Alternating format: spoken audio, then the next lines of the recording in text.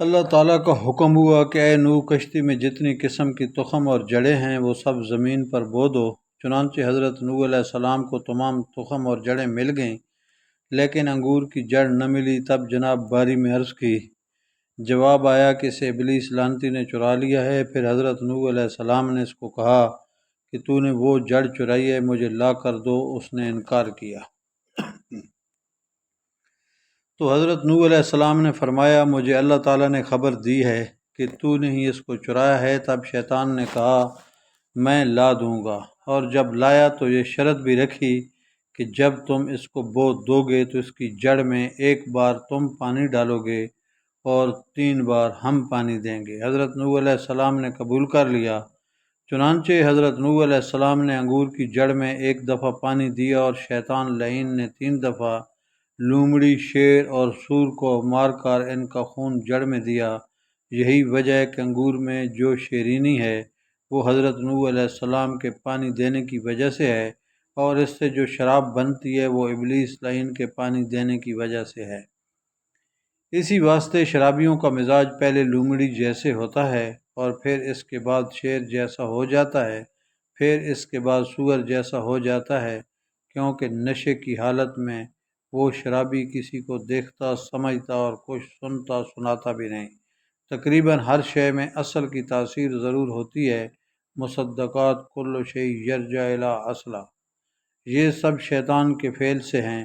اور ابلیس نے کہا، اے شیخ الانبیاء، تیرا احسان مجھ پر بہت ہے، مجھ سے تو کچھ مانگ لے۔ حضرت نوح علیہ السلام نے فرمایا، اے ملعون، تو ہمارے کس گناہ سے خوش ہوا ہے؟ بولا، تو نے گناہ نہیں کیا، تو نے تو ہزاروں کافروں کو خدا کی درگاہ میں دعا کر کے ہلاک کروا دیا، وہ سب دوزخ میں ہمیشہ میرے ساتھ رہیں گے۔ حضرت نوح علیہ السلام اس بات کو سن کر ترس کھا کر 100 برس تک روتے رہے۔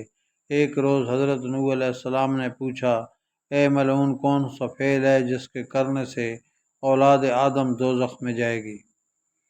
وہ بولا، 4 چیزیں یہ ہیں: حسد، حرص، تکبر اور بخل۔ حضرت نوح علیہ السلام نے اس کی شرح اس سے پوچھی تو وہ بولا، میں نے 70,000 برس تک خدا کی عبادت کی، مگر حسد میں آ کر آدم کو سجدہ نہ کیا اور سزا اور لعنت کا حقدار ہوا۔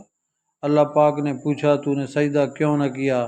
تو تکبر میں کہا کہ میں اس سے بہتر، وہ آدم مٹی سے بنا ہے اور میں آگ سے، اس لیے حق تعالیٰ نے اپنی درگاہ سے مجھے مردود کیا۔ تیسری وجہ کہ جب آدم کو گیہوں کھانے کی ہرس ہوئی تو منع ہونے کے باوجود میرے پھسلانے پر خطا کر بیٹھا، اور بحیثیت سے نکالے جانے پر یہاں گرفتار ہوئے۔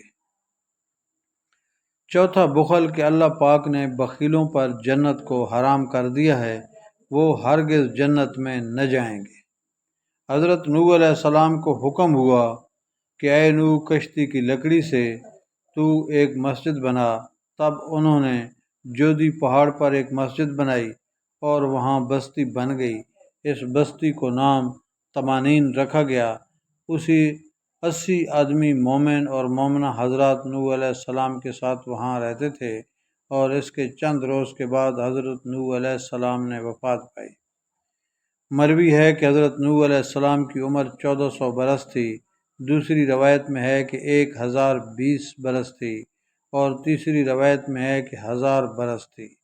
ایک اور روایت ہے کہ 950 برس تھی، اور غالباً یہی صحیح ہے۔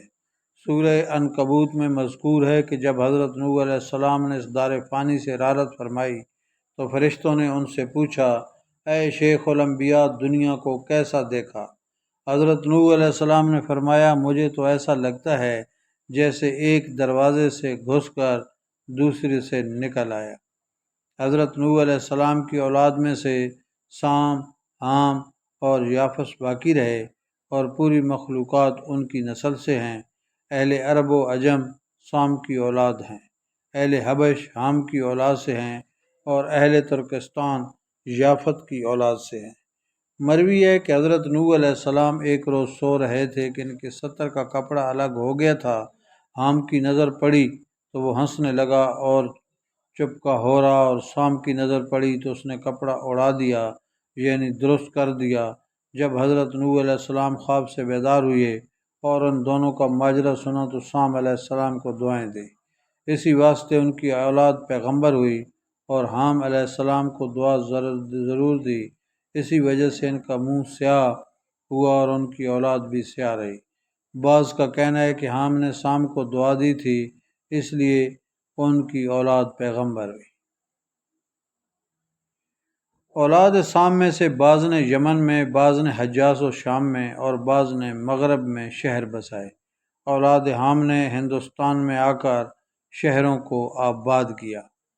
اولاد یافس ترکستان میں جا کر سکونت پذیر ہوئی اور وہاں سے شہر آباد کیے۔ چنانچہ سارا جہان ان تینوں ہی سے آباد ہوا۔ سب سے پہلے شیطان علیہ لعنت اللہ نے ہندوستان میں آ کر لوگوں کو بت پرستی کی راہ بتائی، پھر اس کے بعد ترکستان جا کر وہاں بھی لوگوں کو بت پرستی سکھائی، بعد میں ملک عرب جا کر وہاں کے لوگوں کو بھی گمراہ کیا۔ عرب میں ایک بادشاہ جس کا نام جرہم تھا اور قد و قامت میں 400 گز بلند تھا، پورا عرب اس کا مطیع و فرما بردار تھا۔ بعض نے کہا کہ حضر موت اس کا نام تھا، اس نے وہاں مکانات و باغات اور نہریں بنائی تھیں، اور اس کی قوت اور شخصیت میں اس جیسا کوئی پورے عرب میں نہ تھا۔ تقریباً 700 سال ان میں سے کوئی مرا نہ تھا، وہ سب موت کو بھول گئے تھے۔ زمین ان سے آباد معمور تھی اور سب کے سب جاہل تھے، کوئی بھی اہل علم نہ تھا، تہذیب و تمدن سے بالکل نا آشنا لوگ تھے۔ ایک دن شیطان ان کے پاس آیا اور پوچھا، تم لوگ کس کی پرستش کرتے ہو؟ لوگوں نے کہا کہ ہمیں کچھ علم نہیں کہ کس معبود کی پرستش کریں۔ یہ بات سن کر شیطان نے کہا کہ میں بتاتا ہوں کہ تمہارے باپ دادا کس کی پرستش کیا کرتے تھے۔ اور تب شیطان لعنتی ان میں سے کچھ لوگوں کو خطہ ہندوستان لے آیا اور وہاں کے رہنے والے لوگوں کی پرستش ان کو دکھائی، اور پھر ان کو مکمل طور پر بت پرستی کی تلقین کی اور پورے طریقے سے بت پرست بنا دیا۔ وہ لوگ جو شیطان کے ساتھ ہندوستان آئے تھے، وہاں سے ان 5 بتوں کو اٹھا کر اپنے گھروں میں لے گئے اور کہا، اللہ تعالیٰ نے تعالی وقالو التذرون ودا ولا سوا ولا یغوث یعوق و نصر، اور بولے چھوڑو اپنے ٹھاکروں کو یعنی ود کو، اور نہ سوا کو، اور نہ یغوث کو، اور نہ یعوق کو، اور نہ نصر کو۔ اور یہ سب کے سب لوگ ان کو پوجنے لگے اور سارا عالم بت پرست ہو گیا۔